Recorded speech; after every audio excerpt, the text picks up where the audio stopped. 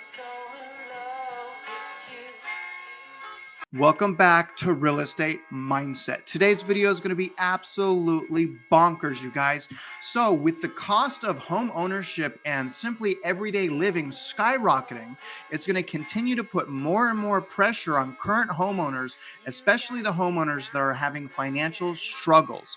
And you guys, what that's going to lead to, unfortunately, is a surge in foreclosures across the nation. Now, you guys, it's really important to carefully review the data because a lot of the year-over-year comparisons of foreclosure data is going to be tainted because of the foreclosure ban. So it's really important to review what is going on right now with foreclosures compared to what was going on pre-pandemic, and then obviously weighing out what is going on in the economy.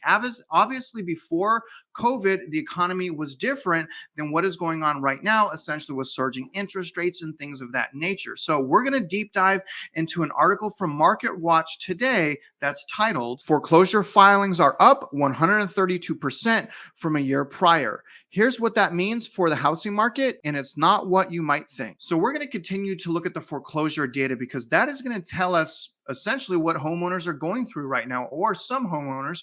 And also that is a source of inventory that's well needed in our market. Now, we don't want inventory from foreclosures, but nevertheless, that is where inventory comes from. And if you guys can remember, I'm not a financial advisor. I'm sharing with you my experiences and my opinions. And if you guys can, like this video, subscribe to my channel if you haven't already. And as always, comment, share with us your insights and experiences on what you've been dealing with or seeing in the housing market.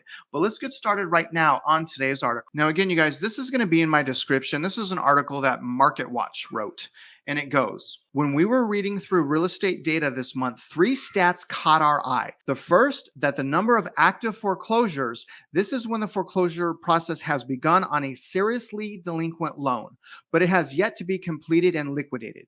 That edged up more than 7,000 in March, the first year-over-year increase in almost 10 years, according to the mortgage technology data and analytics provider Black Knight. And you guys know that I love to reference Black Knight data. Secondly, more than 78,000 U.S. properties had a foreclosure filing during the first quarter of 2022, which is up 39% from the previous quarter and up 132% from a year ago, according to the real estate's analytic company ATTOM. And third, serious mortgage delinquencies. Those 90 or more days past due are 70% higher than they were pre-pandemic, according to Black Knight. So you guys, serious delinquency status is up 70% pre-pandemic. And what serious delinquency means is essentially 90 days late on their mortgage or more. Now, obviously, we've still had a very, very good year in the housing market, January and February. So the fact that anyone is going into serious delinquency is a sign of things to come, right? Because no one should be going into foreclosure until now because of the massive, massive equity growth and the massively low interest rates, right? So the people that are going into foreclosure right now, you guys, must be in some serious financial hardship without the ability to sell their house. Now, ask yourself, why is that? To me, that doesn't make sense. But again, it's probably because things are starting to change in the housing market. And that's why I'm doing these videos. Now let's continue on with the article. Now, you guys, this is a little bit longer of a read, but this is some pretty important information, okay? Let's read. While those numbers seem grim, pros say the reality isn't as bad as it looks. Though active foreclosures are up year over year, the number of loans in active foreclosure is still way below historic norms, as it should be, guys. On average, prior to the pandemic, the country saw about 30,000 to 40,000 foreclosure starts per month. But the foreclosure moratoria that were put in place as part of the CARES Act in response to COVID-19 drove all of that normal activity to a halt. And for the most part, the continued low foreclosure starts are because the vast majority of folks who had taken advantage of the forbearance have come out of such plans and returned to their performing on their mortgages.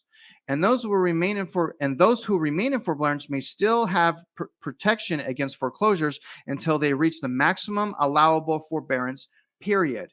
Now, again, you guys, I'm thinking that's going to change because of the lack of equity growth that we're going to start running into, but this continues. Foreclosure activity increased significantly in the first quarter of 2022.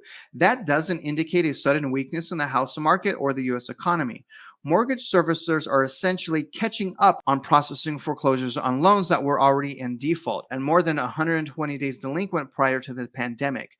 Many of these loans are fairly old, issued prior to 2009, and he adds, we're not expecting to see a huge wave of foreclosure activity anytime soon.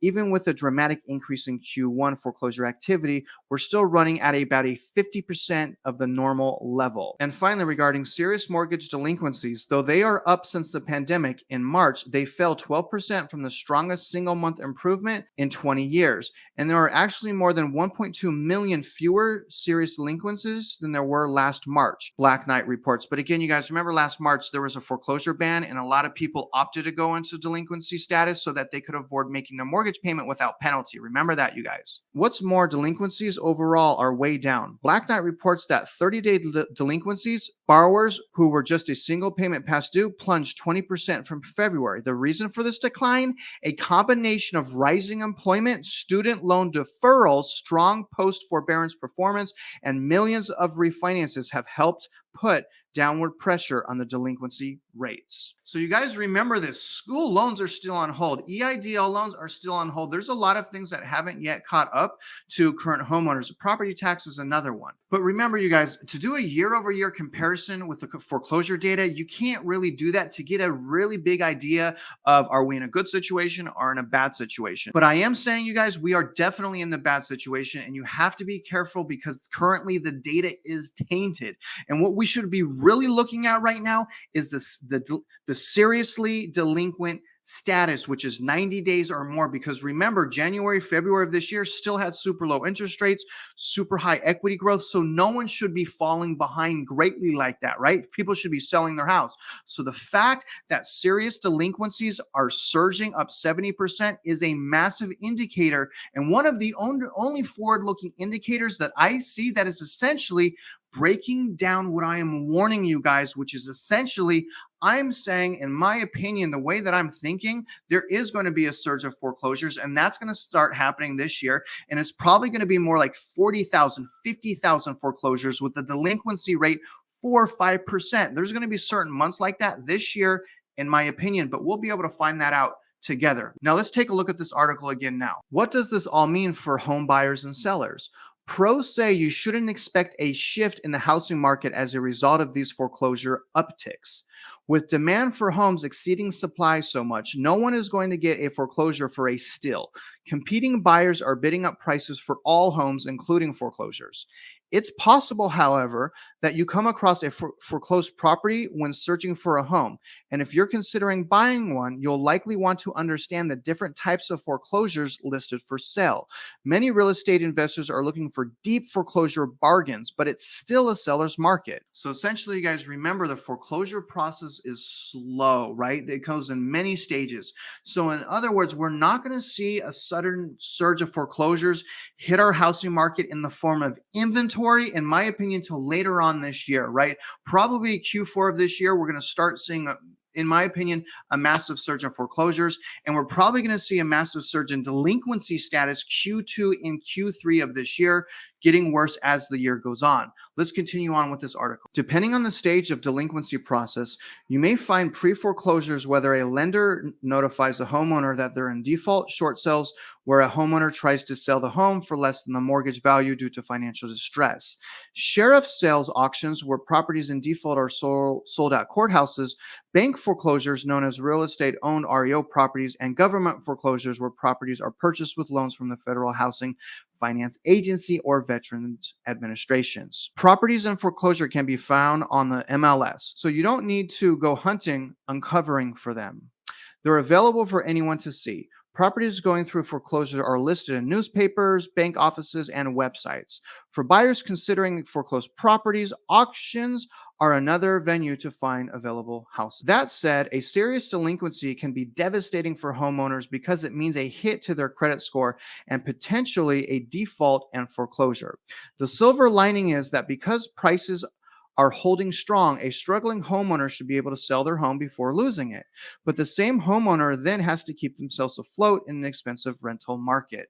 So, yes, you guys, foreclosure is really, really bad. But how is it not going to get worse with all of these things fixing to hit us? The only thing that I can think of that will prevent foreclosures or that will prevent a housing market crash is that if the Federal Reserve reverses course on the tightening up of interest rates and quantitative easing. If they go back on that, you guys, I think that we can actually be in a much worse situation than we're already in. So we actually want to see rates go up. We want to see these types of things because we need to get back to a healthy housing market. And it will come back, you guys, unless something happens politically and it gets completely destroyed for years to come, which unfortunately I can actually also see that happening. I just feel like what is more likely to happen is what always happens, a correction, possibly leading into a crash from a recession, right? And we've already had Q1 negative GDP growth in 2022. One more quarter of that, it's a recession. So I'm just going to conclude, guys, with my final opinions here. Now, what I'm saying is we're going to want to keep our eyes on the serious delinquency status,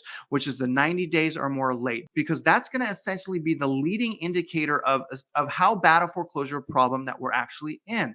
Now, also what I'm saying is lastly, is the fear of missing out. I can already see it leaving the market. Now, as we go into the foreclosures and the surging of foreclosures, what I'm saying is that fear of missing out is going to slowly start transitioning into the seller's market. And y'all, that is when it's going to be a buyer's market again. And that's when we're going to have our time to buy. And I believe that from the bottom of my heart, so much so that I put my money where my mouth is. And instead of buying, and I can buy right now, I can go out and buy a house right now.